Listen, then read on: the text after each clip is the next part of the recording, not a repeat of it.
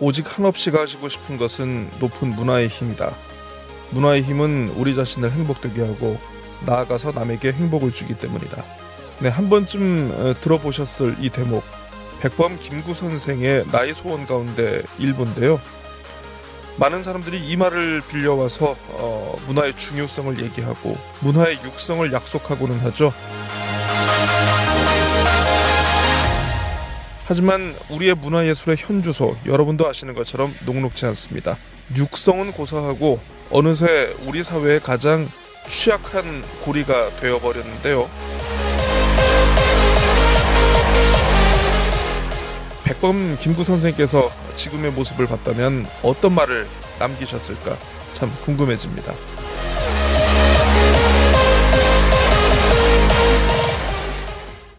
자, 오늘은 좀 제가 고칼의 저주팟 2021 오늘 이슈 인터뷰 좀 약간 특별한 분 모셔봤습니다. 약간 좀 저도 이제 취재를 하면서 좀 처음 뵌 분이기도 하고 처음 보는 분야이기도 한데 전국 예술 강사 노조라는 게 결성이 돼 있다고 합니다. 그 제주에도 그 제주 지부가 있는데요. 이석진 제주 지부장님과 함께 오늘 좀 몇 가지 얘기 한번 좀 나눠보겠습니다. 자, 지부장님 지금 저랑 함께하고 계신데요. 안녕하십니까? 예, 안녕하십니까. 반갑습니다. 저는 그 전국예술강사노동조합 제주 지부 지부장 이석진입니다. 아, 예. 또 시작하자마자 또 바로 자기소개를 또 해주시는 예, 인터뷰 많이 해보신 것 같습니다. 요즘 최근 들어서 이 문제 때문에 많은 연락들을 받아가지고 그 좀 습관적으로 이게 예, 된 겁니다. 아, 예. 예. 그 지금 제 문제 때문에 이제 인터뷰를 많이 하셨다고 하는데 그 인터뷰 그러니까 그 내용은 저 잠시 후에 네. 일단 좀 얘기를 하도록 하고요. 사실 이번 내용을 좀 지금 취재를 하면서 아마 좀 제주 지역 언론도 그렇고 저도 참 이런 게 있었구나라고 좀 약간 신기하게 본 게 하나 있습니다. 지금 예술 강사 노동조합 제주 지부장이라고 지금 소개를 해드렸거든요. 예술 강사라는 게 있다고 합니다. 이게 일선 학교에 이게 어떤 겁니까? 좀 소개 좀 예. 먼저 하고 좀 들어가야 될 것 같습니다. 예. 그 학교 예술 강사라고 하면 제가 그 예술 강사라는 걸 설명하기 위해서는 보통 10분 이상이 걸립니다. 아, 괜찮습니다. 예.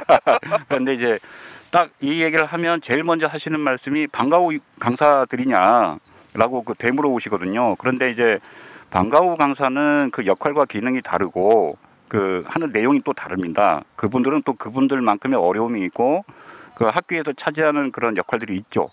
그리고 이제 또 학교는 예술 강사뿐만이 아니라 뭐 영어 회화 강사, 스포츠 강사 그 외에 많은 그 구성원들이 많습니다. 생각보다 일반적으로 생각하는 교직원 외에 그렇죠. 강사분들이 많이 계신다는 맞습니다. 그 소위 저 통칭해서 외부 강사라는 이름으로 돼 있고 있는데 이 부분들이 대개 비정규직 계약직들이거든요. 그 중에 하나가 학교 예술 강사고 이제 그 학교 예술 강사는 아까도 말씀드렸습니다만 방과후 강사하고는 다르게 정규 수업 시간에 들어가서 예술 교육을 합니다. 그러니까 예를 들어서 그 무용 강사 같은 경우는 체육 시간에 들어가서 수업을 하고 그리고 연극 같은 경우는 요즘에는 초등학교 국어 단원에 연극 단원이 있습니다. 예. 그 연극 단원에 있을 때. 예, 맞습니다. 그러니까 정규 수업 과정에서 그 교재 연극 단원이 있기 때문에 그 연극 예술 강사들은 국어 시간에 들어가서 연극 수업을 하고 그다음에 이제 국악 같은 경우는 음악 그 단원 그 음악 과목에 그러겠네요. 예, 네, 그 맞습니다. 편성이 돼 있습니다. 네. 그러면은 국악 예술 강사들은 음악 시간에 들어가서 그 어떤 그 국악 그에 대한 뭐 여러 가지 뭐 악기나 아니면은 이런 그 내용들을 수업을 하는 거죠. 그런 식으로 해서 이제 8개 분야가 있는데 그 국악, 연극, 영화, 무용, 만화 애니메이션, 공예, 디자인, 사진 이렇게 8개 분야의 그 예술 강사들이 있거든요. 근데 지금 저 지부장님 말씀 듣고 보니까 사실 저도 학교 다닐 때를 생각해 보면 뭐 정말 그 일반 교과목 속에서 녹아 있었던 그 예술에 대해서 직접 전문가이신 강사님들께서 이렇게 찾아가지고 그렇죠. 그 과목에서 같이 이제 수업을 한다는 말씀이시죠? 맞습니다. 그러니까 이제 현장 쉽게 살아있는 얘기하면 교육이네요. 네, 완전. 현장 예술가들입니다. 네. 예술 강사들이. 그리고 이제 예술 강사는 아무나 이렇게 자기가 하고 싶다고 해서 되는 게 아니고 일정 정도의 자격 요건을 갖춰야 되고 그리고 선발이 돼야 됩니다. 경쟁률도 굉장히 치열하고요. 그리고 이제 문화예술 교육사라는 국가 공인 자격증이 있습니다. 그래서 문화예술 교육사 자격증이 있다거나 아니면은 학부에서 그 전공을 했다거나 그 외에 여러 가지 어떤 그 현장 경력이라든가 이런 조건이 돼야 선발이 되는 거거든요. 그러니까 우리들이 하는 주장은 전문가 예술 교육가이기도 하지만 현장 예술인들이기도 하기 때문에 그러시겠네요. 그 전문가 인정을 해달라는 얘기죠.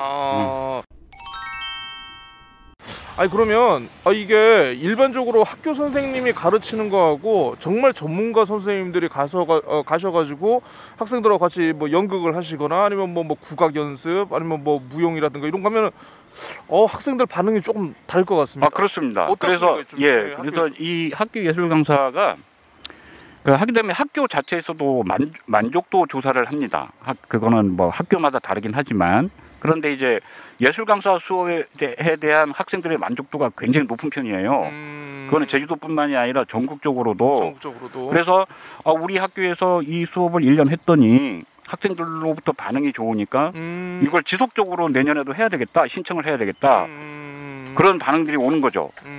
그래서 이제 뭐 내년에는 뭐 이제 또 우리 뭐 예를 들어서 수업 원래는 수업 시수가 좀 이렇게 모자라니까 더 확대 편성을 해가지고 이 예술 강사 사업을 신청을 하자. 그런 요구들이 많습니다. 학교 현장에서. 학교 현장에서 굉장히 만족도가 이 정도면 높다. 그렇죠. 이렇게 볼 수 있을 것 같은데. 자, 좋습니다. 이제 좀 본론적인 질문을 좀 이렇게 드려야 될 것 같습니다. 일단 뭐 예술 강사분들이 어떤 역할을 하는지 일단은 좀 청취자분들이 좀 일단은 이해를 하셨을 것 같으니까 저희 그 예술 강사 노조가 이제 지난주에 기자회견을 여셨습니다. 맞습니다. 제주도 교육청 앞에서 좀 뭔가 처우라든가 좀 약간 어떤 근로 조건에 대해서 문제가 있었다는 걸로 제가 얼핏 기억하고 있는데 그 지부장님께서 뭐 좀 어떤 내용인지 좀 자세하게 좀 설명 좀 부탁드리겠습니다. 그러니까 지금 이 예술 강사가 지금 신분이 10개월짜리 초단기 근로자입니다. 법적으로. 그래서 이게 무슨 얘기냐면 계약 기간이 1월부터 12월까지 되는 게 아니고 3월 계약할 때부터 12월까지거든요. 그럼 10개월 동안만 일을 한단 말입니다. 그리고 지금 그렇게 설계가 되어 있습니다. 이 제도 자체가. 그래서 10개월 초단기 근로자이기 때문에 건강보험이 적용이 안 되고 그리고 월 근무 시간이 60시간을 넘을 수가 없습니다. 60시간을 그리고 주당 근무 시간도 그러니까 14시수 그러니까 15시간을 넘지 못하게 돼 있어요. 설계가. 주당 15시간씩 총 한 달에 60시간을 넘을 수 없다라는 말씀이시죠? 그러니까 그렇게 설계가 되어 있습니다. 근데 문제는 이것이 2019년도나 작년 20년도까지는 그렇게 돼 있지만 그건 계약서상에 명시적으로 이렇게 된 것이고 실제 학교 현장에서는 그 규정을 이렇게 정확하게 맞출 수가 없어요. 그렇죠. 그러니까 예를 들어서 작년 같은 경우는 코로나가 연초부터 발발이 돼가지고 계약을 3월부터 해야 되는데 무기한 계약이 지연이 됐거든요. 그랬었죠. 그래서 기억이 납니다. 3월달에 제대로 다 수업을 시작하지 못하고 학교마다 상황이 달라서 뭐 5월달이나 6월달이나 또는 그 이후에 수업을 시작하는 경우들이 많았다는 겁니다. 전국적으로. 그렇게 되면 시수가 몰릴 수밖에 없는 거죠. 그러겠네요. 이게. 그러면은 당연히 시수가 한 달에 59를 당연히 초과가 되고 그 특정 시즌 동안에 2개월, 3개월 이렇게 연속적으로 붙여가지고 시수 초과가 된단 말입니다. 이게.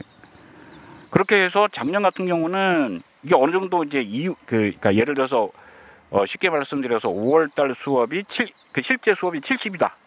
시수가 몰렸기 때문에 그러면은 59 시수까지만 등록을 하고 나머지 20 시수는 다음 달 2월을 시켜가지고 그걸 합산을 하는 식으로 이렇게 격월로 진행이 됐었거든요. 어느 정도 허용을 한 거죠. 그런데 문제는 원래는 그걸 원천적으로 차단했습니다. 시스템 자체를. 그러니까 예를 들어서 아까 말씀드린 것처럼 5월 달에 실제는 70시수를 그 수업을 했는데 예. 등록은 59 시수까지만 등록을 하고 나머지 11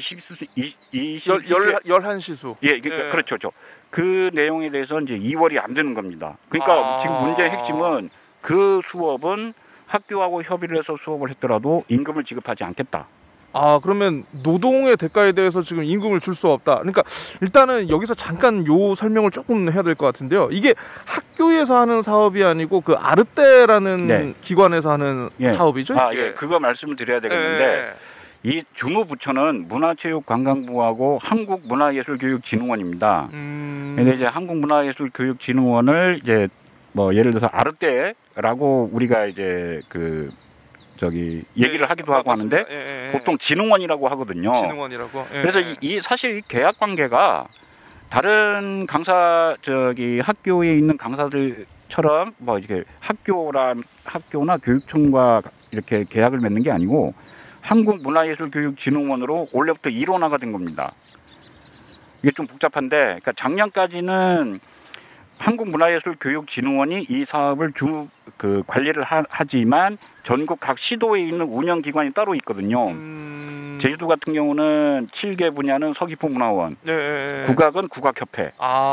이렇게 해서 계약을 그 운영기관하고 계약을 했단 말입니다. 운영기관과 계약을 했었는데. 그래서 그렇게 진행을 할 때까지는 어느 정도 좀 유연하게 작년에도 물론 59시수 제한은 여전히 있긴 있었습니다. 그런데 그렇죠. 융통성 있게 맞습니다. 어느 정도는 이렇게 서로 묵인하에 허용되는 부분이 있었다는 거죠.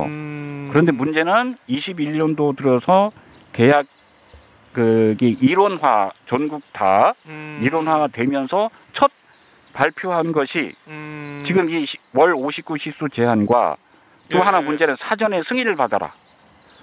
수업 계획에 대해서 맞습니다. 월별로. 그러니까 지금 그것 때문에 지금 전국적으로 강사들이 반발을 하는 거죠. 그러니까 예를 들자면 3월부터 12월까지 한 학교를 출강하게 되면 3월에 몇 시수, 4월에 몇 시수, 5월에 몇 시수 이런 식으로 그 학교별로 예술 강사가 그러면은 예를 들어서 새 학교를 나가는 강사 같은 경우에 그 월별 출강 계획서를 다 사전에 승인을 받고 그 중에 한 달이나 두 달이라도 59시수를 초과를 하게 되면 반려를 합니다. 아예 승인을 안 해주겠다. 그러니까 이게 우리들이 얘기하는 아주 전근대적인 문화예술이 그렇게 중앙통제적으로 이게 집행이 가능한 겁니까? 그러니까 모르겠습니다. 그렇게 일방적으로 그걸 밀어붙이시기로 하니까 이 전국의 많은 강사들이 이렇게 반발을 하는 거죠. 반발을 하실 수밖에 없겠네요. 그런데 또 하나 더 큰 문제는 요즘 코로나 시즌이기 때문에 최근에도 그렇습니다만은 언제 어떤 시기에 등교 정지가 될지 모릅니다. 그럼 예를 들어서 4월달, 5월달 그 출강 계획을 해가지고 보냈단 말입니다. 그런데 갑자기 그것도 3일 전에 그걸 승인을 받으라는 겁니다. 그런데 강사가 3일 이후에 코로나가 될지 예측을 할 수가 있습니까? 그렇죠. 그러니까 이걸 너무 기계적으로 탁상행정이네요. 이거 완전 너무 행정편의주의적인 거죠. 그렇게 해서 일방적으로 밀어붙이게 하니까 그러면은 강사 입장에서 당장 그런 경우들이 많은데 예를 들자면 내일 내가 학교를 가야 되는데 당일날 아침에 코로나 때문에 등교 조치를 내릴 수도 있어요. 외부 강사를 제한을 한다고. 그러겠네요. 그러니까 그렇게 되는 상황이라면은 지금 같은 제도에서는 그날 그 시수는 보장을 못 받는다는 얘기입니다. 가뜩이나 지금 코로나 때문에 사실 사회 많은 분들이 특히 자영업자분들이 굉장히 생계에 어려움을 겪으시는 분들이 지금 굉장히 많으시거든요. 근데 사실 문화예술인 분들이라고 하면은 전체적으로도 사실 어떻게 보면 좀 생계적으로도 좀 굉장히 힘드신 맞습니다. 분들도 많고 어떻게 보면 이 사업이 그런 부분에 좀 어떻게 보면 좀 일부라도 좀 도움이 되기 위해서 시행되는 사업이 아닐까 싶은데 아까도 말씀하셨듯이 이제 진흥원에서 수업 시수 제한이라든가 사전 승인 등을 하면 이거 어떻게 보면 좀 이 코로나 시대의 분위기나 어떤 우리 전체적인 방향으로 좀 약간 역행하는 게 아닌가 맞습니다. 좀 싶은데 사실 좀 직업적인 안정성이 좀 많이 떨어지지 않을까 싶어요. 그래서 네네. 사실 이 강사 업무만으로 좀 생계를 이어가시는 그런 분들이 계십니까? 많이 계십니까? 전업으로 하시는 분들도 계시긴 한데요. 예, 사실 예. 어렵죠. 어렵고 하니까 뭐 그 외에 기타적인 뭐 여러 활동을 막 하면서 그다음에 뭐 알바 같은 걸 하시는 분들 실제 계시기도 하고 그다음에 공연도 같이 병행을 하는데 문제는 작년 같은 경우는 예를 들자면 코로나 때문에 굉장히 많은 그 기획 공연이라든가 이런 게 취소가 됐단 말입니다.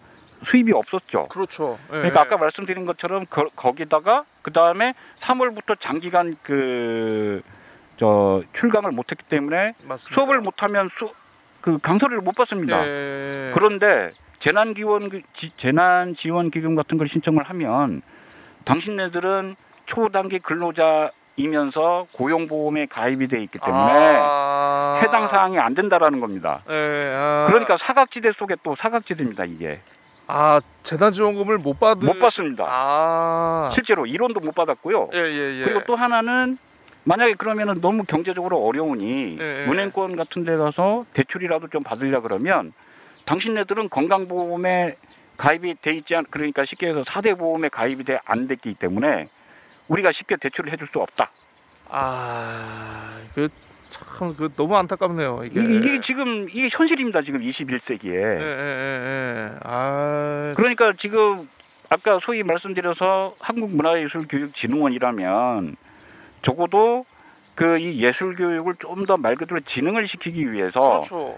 그 예술 강사들의 근로 조건이라든가 어떤 복지 혜택이라든가 이런 거에 좀 더 관심을 기울이고 이분들의 어떤 수업을 잘 할 수 있는 그 자율권이라든가 이런 걸 그 보장을 해줘서 실제 학교에 나갔을 때 좀 더 마음 편하고 좀 더 창의적으로 수업을 하게끔 도와주는 역할을 그렇죠. 된다고 생각하는 것이 일반적인데 오히려 기계적인 노무 관리만 더 강화를 시키면서 어디 직원들 통제하듯이 하고 있어 진흥원이. 그렇습니다.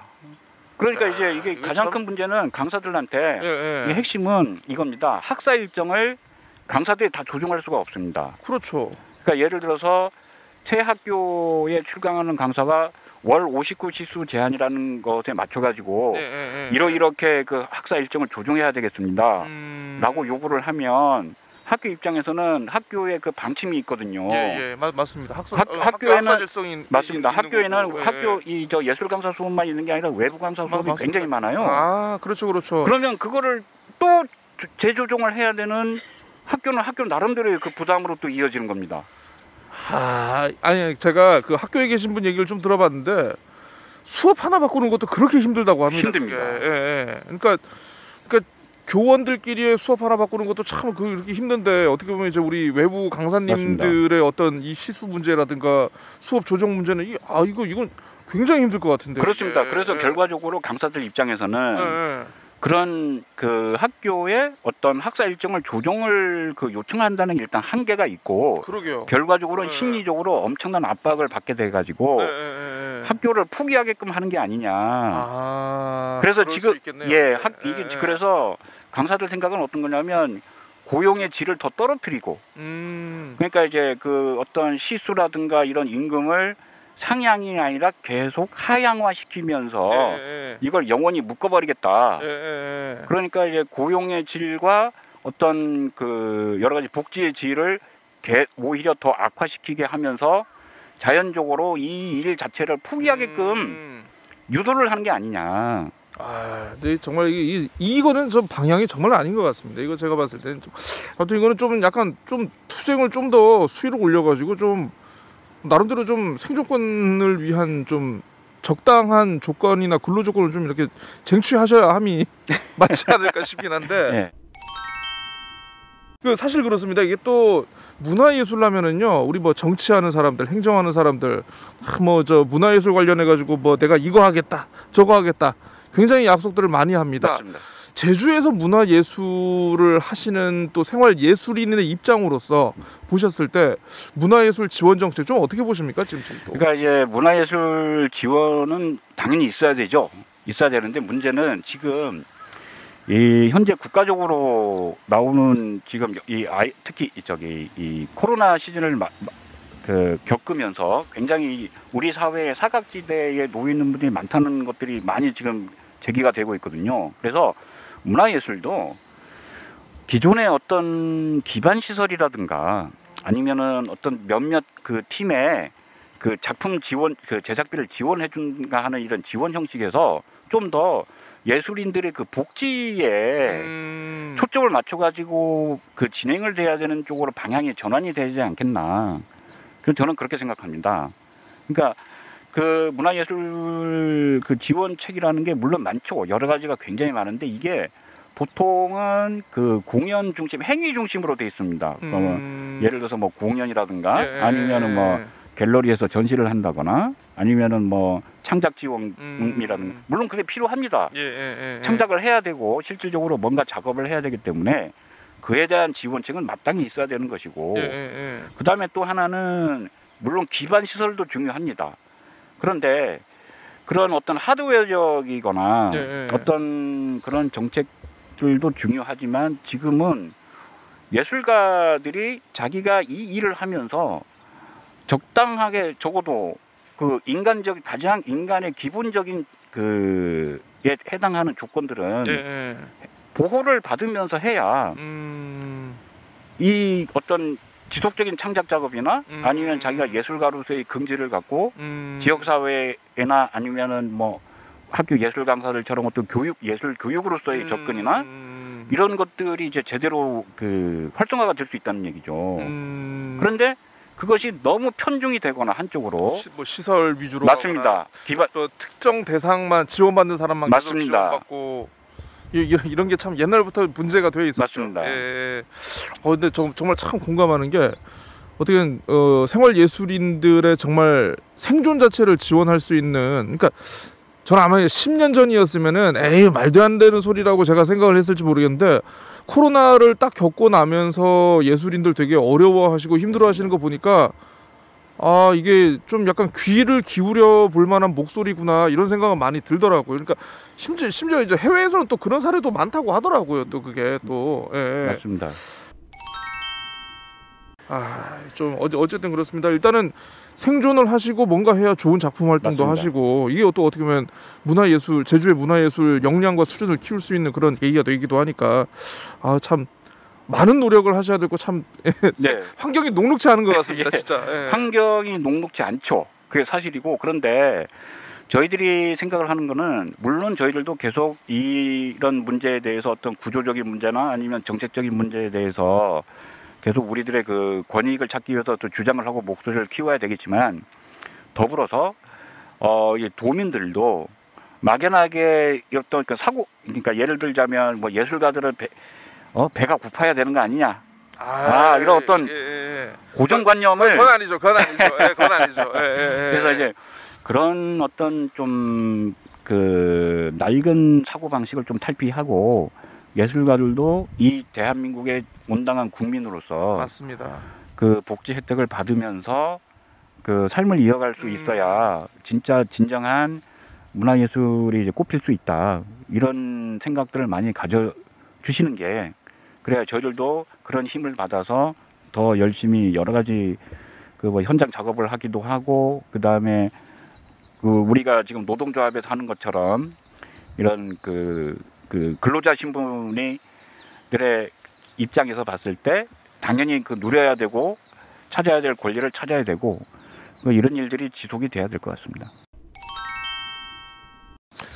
그렇습니다. 사실 이제 우리나라가 반도체 잘 만들고 자동차 잘 만드는 회사라고는 합니다만, 나라라고는 합니다만, 최근에 뭐 BTS 열풍이라든가 한류 열풍을 보면은 이 문화의 그 파워와 그 힘의 이 범위가 일반적인 제품, 그러니까 이제 뭐 제조업의 그런 영향에 결코 뒤지지 않는다. 투입에 비해 가지고 그런 거 보면 정말 문화의 힘을 정말 실감을 할 수 있는 21세기가 아닌가 싶습니다. 그에 비해서 참 어떻게 보면 우리는 지역의 제주의 특히 도민들을 대표해서 창작 활동을 하셔야 할 우리 지역의 문화예술인 분들을 위해서 너무 좀 약간 생각을 많이 해보지 않았다는 점에서 좀 저도 개인적으로 좀 반성을 하게 되고요.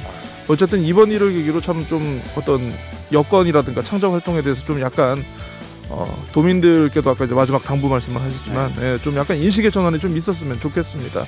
예.